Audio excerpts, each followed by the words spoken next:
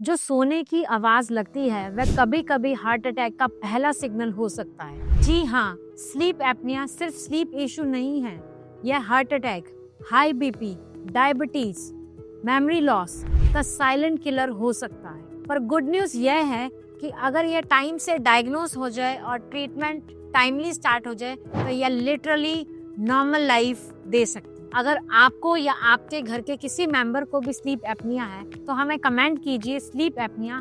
हमारी टीम आपसे जल्द ही संपर्क करेगी।